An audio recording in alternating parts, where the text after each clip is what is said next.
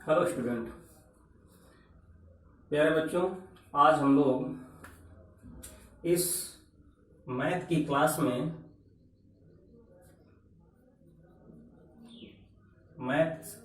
में इंटीग्रेशन के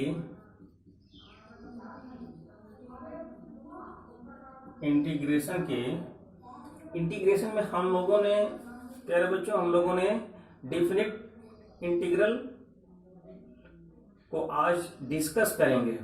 उसके कॉन्सेप्ट पे काम करेंगे, उसके फंडामेंटल्स जो एनालिसिस है उसको देखेंगे।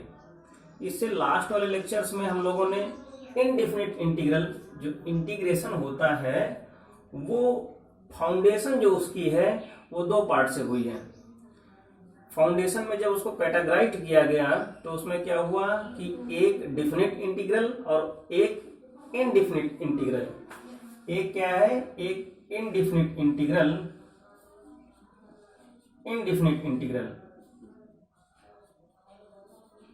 ओके, और एक डिफिनिट इंटीग्रल।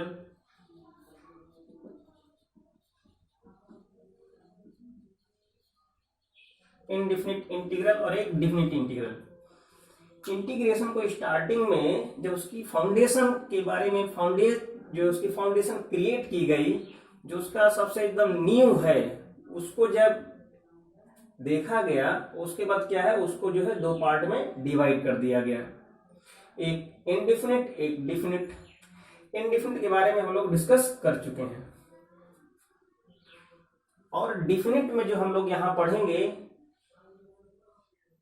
तो उसको देखेंगे ही, लेकिन इनडिफिनिट को भी दो पार्ट में डिवाइड कर दिया गया है। एक प्रॉपर इंटीग्रल या प्रॉपर इंटीग्रेशन एंड एक इम्प्रॉपर है, एक इम्प्रॉपर इंटीग्रेशन। तो इतना फ्रेंड्स, प्यारे बच्चों, ये सब इतना आज देखने की जरूरत नहीं है।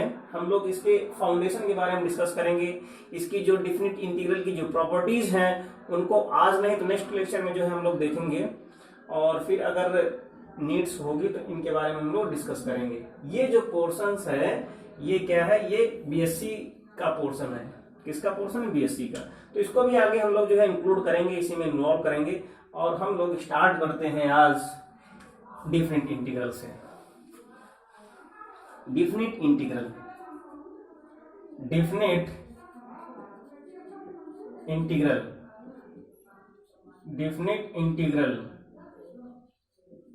यहां से स्टार्ट करते हैं।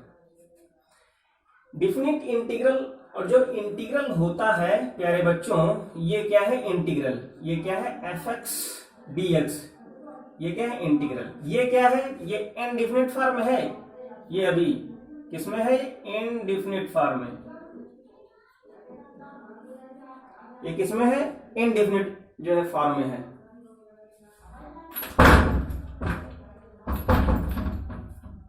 ये क्या है? इनडिफिनिट फॉर्म में है।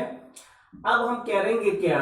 इनडिफिनिट में क्या है? क्योंकि यहां पे इसकी लिमिट जो है, इसकी बाउंड्री फिक्स नहीं है। Boundary not fix.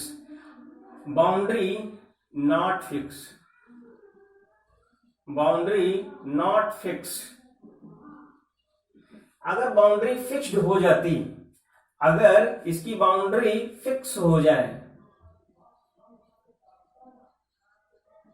Boundary fix हो जाए, तो बोलेंगे इसको हम डिफिनिट इंटीग्रल। प्यारे बच्चों, क्या बोलेंगे? Definite integral. क्या बोलेंगे? डिफिनिट इंटीग्रल बोलेंगे। तो देखते हैं, और इसके फाउंडेशन पे अगर कोई भी इंटीग्रल, इसको हम लोग राइट डाउन कैसे करेंगे? इफ एनी इंटीग्रल, उसको हम लोग कर्व से भी देखेंगे। If any integral,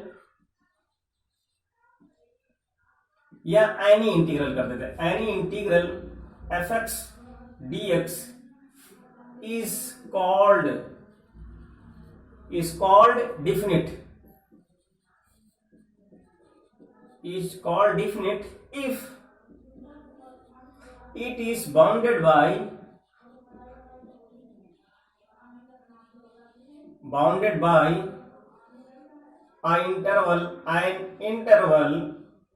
an interval, या ऐसे लिख दें, पूरा लिख देते हैं, an interval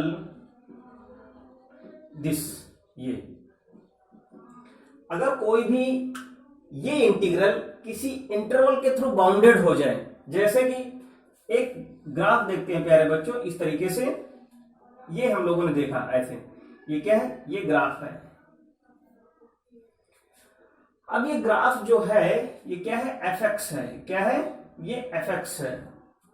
अगर ये fx दो वैल्यूज के बीच में बाउंडेड है, एक वैल्यू ये है यहां पे a, एक वैल्यू ये है b, ये जो पोर्शन होगा ये क्या होगा, इसकी जो वैल्यू निकलेगी, इसका जो एरिया निकलेगा वो क्या है, under boundary, under given boundary, which boundary, a and b।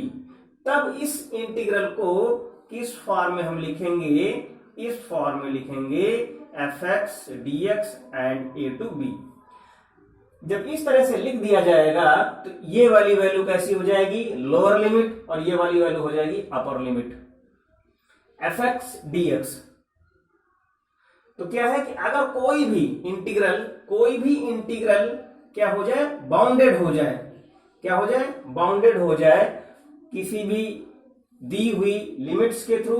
अब ये है कैसा इंटरवल, कैसा है, क्लोज्ड होना चाहिए, क्योंकि ओपन में तो कोई वैल्यू कंफर्म ही नहीं होगी, ये क्या है, क्लोज्ड वैल्यू होनी चाहिए। कैसी होनी चाहिए, क्लोज्ड।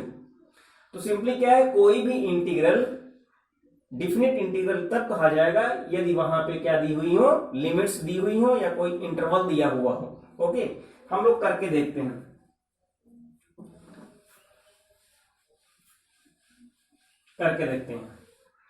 अगर कोई वैल्यू दी हुई है, अगर ये दिया है, अगर ये क्या है, इंटीग्रल दिया हुआ है fx dx, ओके, तो इसकी जो वैल्यू होगी, जो भी वैल्यू निकल करके आए वो क्या होगी, इसकी वैल्यू होगी आफ्टर इंटीग्रेशन। और जनरली हम लोग इससे पहले अगर ये डिफिनिट नहीं था, बस ऐसा ही था, तो इसकी वैल्यू क्या होती थी, वैल्यू जो भी थी एंड प्लस सी, एक कांस्टेंट था, सब कुछ वही होगी, और होगा क्या, यहां पे सी कांस्टेंट जुड़ जाएगा। अब जो भी इसकी वैल्यू निकलेगी, इसकी वैल्यू जो भी निकल करके आएगी, इस पे क्या करेंगे हम लोग, लिमिट सब्स्टिट्यूट कर देंगे, जो भी होगी, first value, second value, third value, sorry third तो होगी नहीं, फर्स्ट, फिर उसके बाद सेकेंड। ओके, अब क्वेश्चन करते हैं हम लोग, उसी से समझने की कोशिश करते हैं। अगर कोई भी इंटीग्रल इस तरीके से दिया हुआ है और यहां पे लिखा है प्यारे बच्चों x² dx, और इसकी अगर ऐसे जनरली इसकी वैल्यू निकालते तो हम लोग क्या निकालते, x³ एंड प्लस सी, ये क्या हो जाता, ये इनडिफिनिट वैल्यू हो जाती सी ऐड होने के बाद। अब यही वैल्यू कि क्या करेंगे, हम इसमें लिमिट पुटअप कर देंगे, तो कितना कर दें, यहाँ पे a कर दें, यहाँ पे b कर दें, यहाँ पे x³ कर दें, यहाँ पे dx कर दें, x² भी करते हैं, तो ये कितना हो जाएगा, x³ और इसकी लिमिट पुटअप कर देंगे a to b। अब यहाँ पे c नहीं जुड़ेगा, c ऐड नहीं होगा, क्यों नहीं ऐड होगा, क्योंकि यहाँ पे ये डिफिनिट इंटीग्रल के अकॉर्डिंग यहाँ पे लिमिट्स फिक्स हैं। तो इसको हम सॉल्व कर देंगे तो 1/3 बाहर आ जाएगा, और यहाँ पे हो जाएगा b³ माइनस a³, ये हो जाएगा इस तरीके से। देखा हम लोगों ने, 2-3 क्वेश्चन और करते हैं, फिर उसके बाद आप लोग जो है प्रैक्टिस करते रहना। एक वैल्यू हम लोगों ने लिखी यहां से sin x dx, एंड इसकी लिमिट हम लोगों ने रखी 0 to π/2, ये 0 to π/2। अब हम लोग we know that integral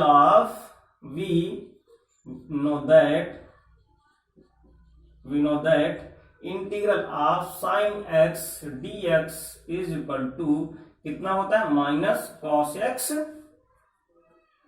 plus सी, तो ऐड होगा ही, एज ए फार्मूला जब ट्रीट करेंगे तो सी की कोई जरूरत नहीं। अब इसके अकॉर्डिंग क्या हो जाएगा यहां से, तो ये हो जाएगा माइनस का cos x, और यहां पे लिमिट पुटअप कर देंगे π/2 to 0। अपर लिमिट पुटअप करेंगे तो कितना माइनस बाहर कर देंगे तो कितना आ जाएगा cos pi by 2 minus cos 0। Okay, cos pi by 2 value minus बाहर, cos pi by 2 value 0 and minus 1 lip minus से मल्टीप्लाई कर देंगे तो आंसर कितना आ जाएगा 1। ओके, ये है क्वेश्चन। तो इस तरीके से आप लोग जो है कुछ मैं क्वेश्चन दे देता हूं, उनको आप लोग सॉल्व करते रहना और फिर नेक्स्ट लेक्चर में हम लोग बात करते हैं। पहला question, integral 1 to 2 x cube dx। दूसरा, integral 0 to pi by 4 tan x sec square x। तीसरा, integral 1 to 3 x square plus 2x plus 3 dx। तो ये क्वेश्चन है। तो इन क्वेश्चनों को आप लोग लगाना, ट्राई करना, और कहीं पर भी प्रॉब्लम हो तो फिर उसे कमेंट बॉक्स में लिखना। और प्यारे बच्चों, आप लोगों से रिक्वेस्ट है कि आप लोग वीडियोस को लाइक कीजिए और उसे शेयर कीजिए, सब्सक्राइब कीजिए, जिससे कि मैक्सिमम लोगों तक ये वीडियो पहुंच सके, चैनल के बारे में इंफॉर्मेशन हो सके। Okay, thank you, take care.